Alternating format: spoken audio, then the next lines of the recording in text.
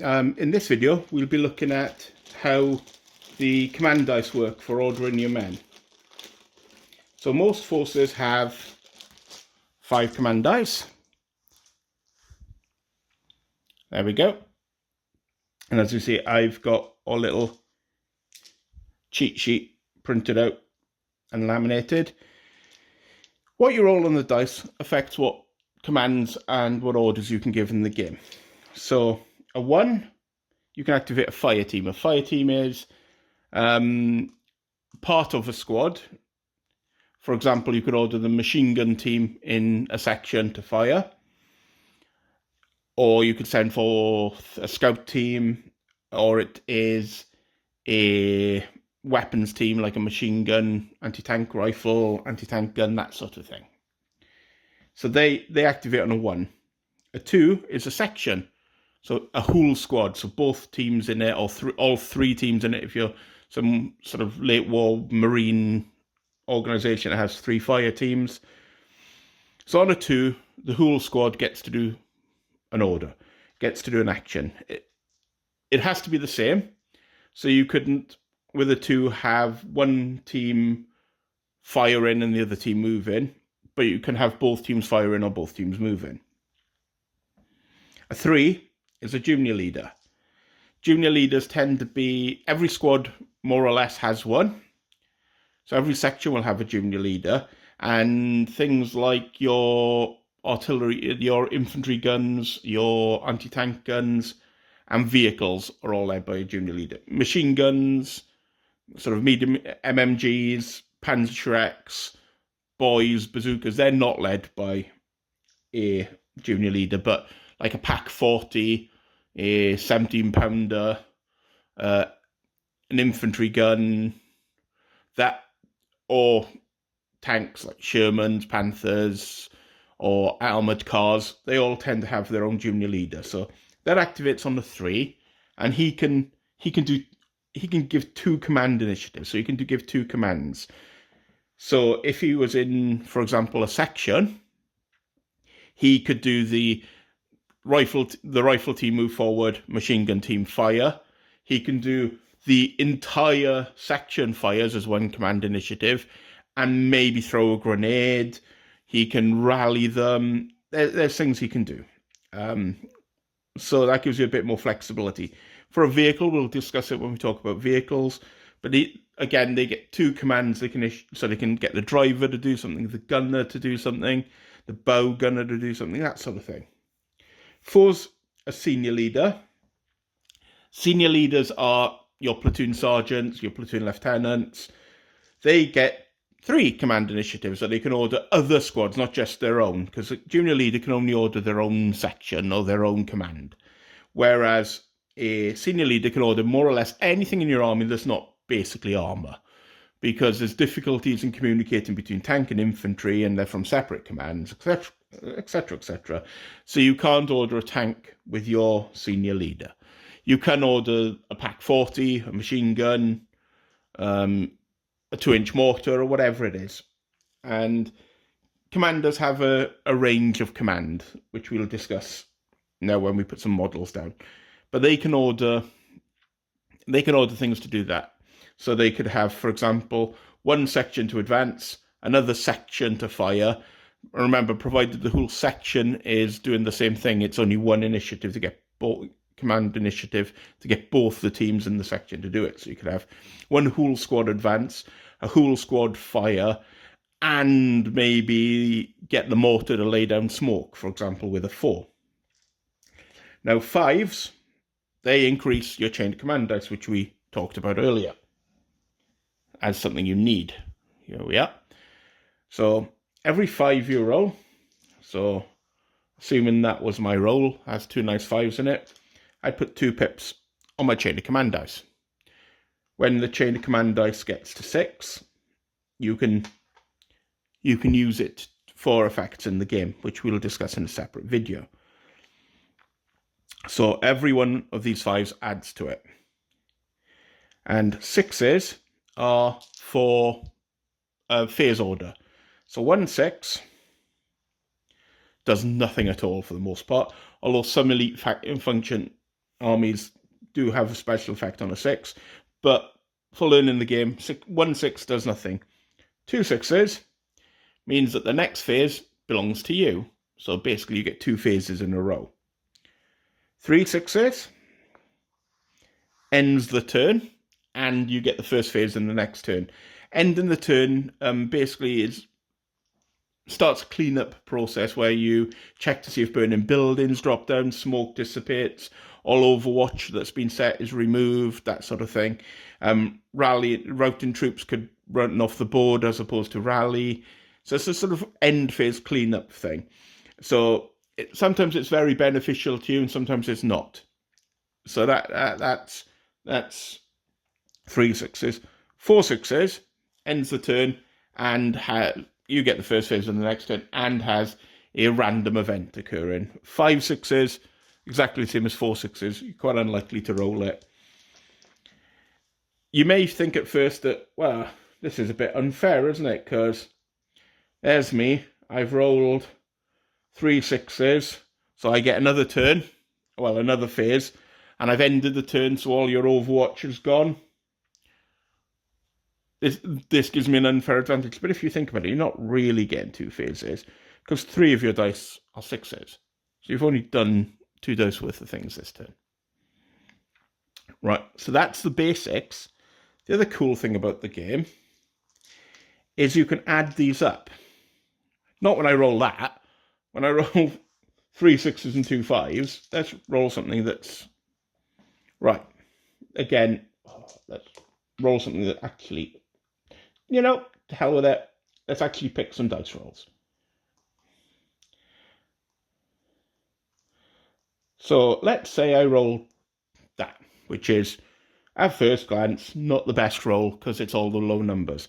It does mean I get to do 3 simple teams and 2 sections. I could move a lot, but I couldn't move any of my vehicles because they need a 3. I couldn't do any rallying because I need something higher. But what I could do with that is these 2 2s, for example, I could theoretically make a 4. Because I can add them together. Now you can add these numbers, the dice together, to make anything that's not a 5 or a 6. So I couldn't add them all together, add those together and get a 6. Not that I want 1 6, but I couldn't make 5s, I couldn't make 6s, but I can make 2s, 3s, and 4s. Obviously, I can't make 1s because you can't add 2 numbers on the dice to make a 1. So this gives you a lot of flexibility in how you use your dice. So I could do a 4 and a 3 if I wanted to. Likewise, I could do 2 3s and a 1. So it all depends on how your army's deployed and what you want doing. Why would you do that? Well, the 2 2s, for example, would allow me to do 2 orders, activate 2 sections, provided the sections did the same thing. But combining them to make a 4, a senior leader has 3 command initiatives. So that would allow me to order 3 sections, or 2 sections and a mortar, or rally some shock off. I could have a badly mauled squad. So that 4 will get rid of some shock that's occurred in the game and maybe bring it back into the fight, for example. I could want to put Overwatch down, and you can't put Overwatch on the 2, it needs to be an order. So I could make 2 3s to get 2 squads setting up on Overwatch for both their teams, and maybe use the 1 for a Panzerschreck to pop a shot at a Sherman. It depends on the battlefield situation. Now, any observant amongst you will realise that due to in your deployment and the way you structure where your force goes and how it works, the better a chain of command you have, as in the more officers nearby and the more you're fighting as a coherent platoon, the more versatile these are. So, for example, let's assume you'd been a bit of a noob and you'd sent squads off on their own, weren't in command range of your senior leaders, etc., etc. This dice roll would probably be a bit less versatile.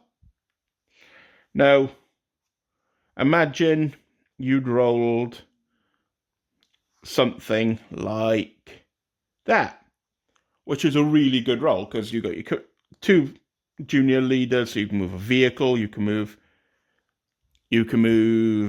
a squad, put them on Overwatch, 2 other sections, and get some command going. Yeah, that would be great if you deployed sensibly and your men were all acting as a coherent unit. However, as I mentioned when we were talking about the army, you can split those sections into 2 teams and send them off scouting out here, leave the machine gun behind, etc., etc. Now, if you did that and you got carried away and you did that with all 3 of your sections and they were out of range of a commander, all of a sudden now, this dice roll may be not the best. Because you've left your machine guns behind, so you maybe haven't got the officers with them. Or you may need to move a team. So, because you need ones to activate the individual teams, if you sort of split up and you lose your sort of structure, so you can't order and you can't get the officers to do stuff, then you get much less flexibility with what you could do with the dice. So that's a very interesting part of the game. I mean, my first game, I got really, really excited about the idea of sending the machine gun here. I was playing Panzergrenadiers, which have 2 machine guns per squad. So using a grimdark, futuristic type background, I thought, well, that's basically 2 combat squads. I can split them up and I can send them off on their own and they could do stuff. So my 3 sections with 2 machine guns per section became 6 smaller units with machine guns, and I was really, really happy until they'd spread out a bit, and then I ended up being stuck, not being able to do anything and getting shot to death by normal rifles because I couldn't rally the shock off, I couldn't do anything, my men got bogged down because there's no structure there, no morale there. So that's a vital part of the command phase, of rolling these dice. The better your plan, the better deployed, the better this phase will be. So what we're going to do now is I'm going to clear up the mess a little bit, and then I'm going to show an example of these for deployment and an example of these for moving. Because, as I said with the jump-off points, your men don't all start on the board, they come on. So this command phase is also used for your deployment. Okay, so we look at a little example of a command phase, and I'm going to hope I roll something illuminative, useful even. With these dice, I may fudge the roll if I roll like I did when I was rolling earlier and roll all 5s and 6s. Right. So this dice roll is actually reasonably indicative of everything I want to discuss anyway. So I've got 2 6s, so it means I get the next phase, a 5, a 1, and a 3. Now the 5 puts 1 on my chain of command dice. Where's my nice German chain of command dice? I've got a nice grey one. So we've got 1 on that, so that's the 5. I know I'm getting the next phase, so I've got a 1 and a 3. The 1 I don't want to use because it's the start of the game. The only thing I can bring on with the 1 is my Panzerschreck. You can't bring on half a section with a 1. So although you can order a team as part of a section with a 1, you can't deploy half your team, half your section. So that's useless because I don't tip my hand rather, and reveal the Panzerschreck at the start because there may be armor. So I'll use the 3 and I'll bring on a Hool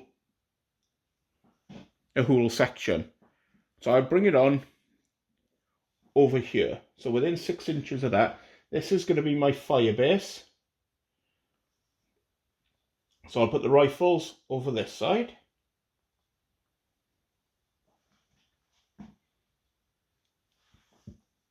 So they've come on with the 3. So there's my rifle section. Rifle team rather. Their junior leader comes on. And their machine gun team comes on. Now, as long as these are within 4 inches of each other, they get to effectively work as a section. So they can share shock between them. They can all activate on the 2. And as long as he's within 4 inches of them, he can take direct control of a team as need be. It does mean he's also at risk of getting shot, but it's a small price to pay for the flexibility. So they've deployed, that was the 3, but when they deploy, they can't move, because obviously they've moved into position. There is an exception when we talk about vehicles.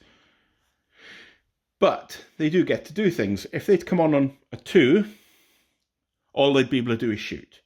But they didn't, they came on a 3. And that means that the junior leader can use his command initiatives. So he's going to set Overwatch and Overwatch. So basically now they're covering across here and they're covering over there. So these counters represent the angle that they're being covered at. So effectively this one is covering that jump off point and anybody coming down here. That is covering over here. But I have the second phase because I rolled a 6-6. No 6-6 system, so 1-6 is ignored. The 5 would add 1 to the chain of command dice. So I got 2 3s and a 2. So if I wanted now, I'm not going to do it on the video, I could deploy the rest of my force. My other 2 sections could come on Overwatch, and then the 2 be left over. Or I could let's do something else. Let's bring on a section with the 2. No. See, you got to think about this.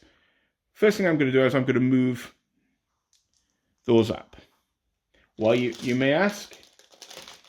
Because my next, I'll move them up with the 3.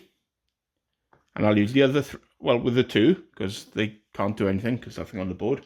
So I use the 2 to move them up. I'm not going to move all the models, because I'm going to use the next 3 to bring the squad on in Overwatch to cover where they exactly were. So they'd move. So they're moving 5. You move, we'll talk about it with the movement phase. You move 2 dice, 1 dice, 2 dice, or 3 dice. So they'd just go over here. In fact, they're probably better for this example of moving 3 dice. And then they're basically just moving up over here, whilst now being covered by that squad. And the other 3, I could bring a squad on back here, putting some more cover on the enemy. So that's roughly how this works. I'm going to pause it for a second, and I'm going to move some stuff up and set up some more examples to show you some order stuff. Okay, imagine a little bit further on in the battle, we've got a 50 cal up here. It's been an exchange of fire, a shock here, maybe 1 dead, pull 1 off, a couple of shock on there. These have taken fire, maybe from a mortar or something elsewhere on the board, and we've got those there. So what we'd like, if I grab an Overwatch counter to represent this, let's imagine the Americans are on Overwatch. So their Overwatch is covering this arc here. So if I was to activate this machine gun, it would get to shoot, but then the 50 cal would shoot back at it. So that's currently the sort of tactical situation we're on. So again, these dice really like rolling 6s. So let's roll something that's not all 6s, shall we? There we go. Because that would have just ended the problem, because that many 6s would have ended the turn, got rid of the Overwatch, and Germs would have had the next turn, and then my little bit of a tactical, sort of strategic sort of example would be worthless.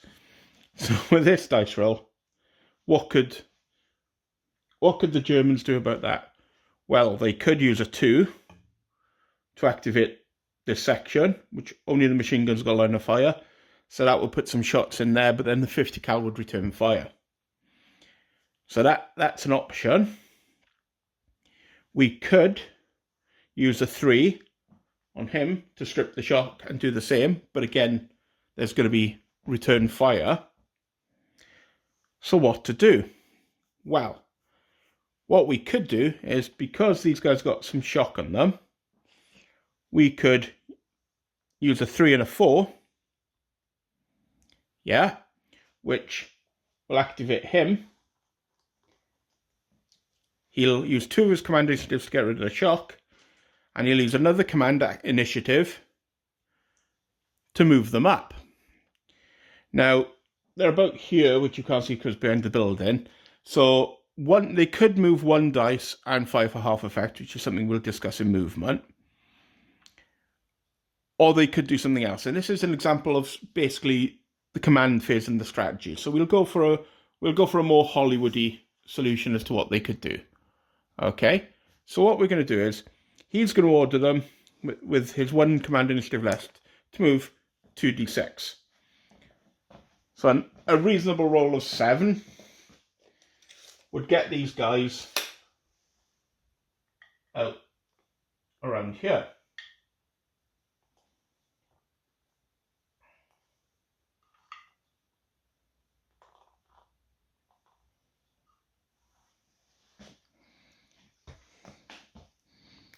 So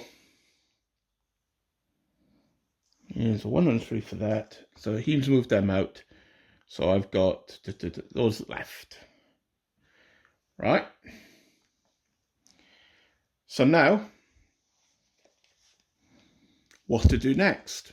Well, I'm going to use the 3 to get him to order these 2 men to throw grenades at that.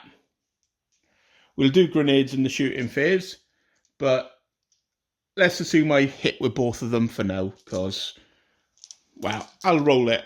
We'll explain it later, but I need to roll more than the distance. -1 for the light cover, minus a bit for the light cover. So the first one, they're only 5 inches away, so hit and hit. So I'd have 2 grenades landing in there, which would ignore the light cover, and we'll do shooting in a bit, but what that would just do is just kill 3 of them and put an extra shock on them. So now they're down to 2 men with 3 shock, so it's also pinned them. So that's an example of working together. Now they're pinned and have 3 shock. I'd use the last 2 to get these to put more bullets into them, just to finish them off. So that's some idea of how the command phase works to sort of mutually support each other and work as a coherent platoon. So that's it for this video. In the next video, we'll discuss movement and how you move and stuff like that. I know we've done a bit of movement in this, but we'll go into it in a little bit more detail. Then we'll do shooting and whatnot.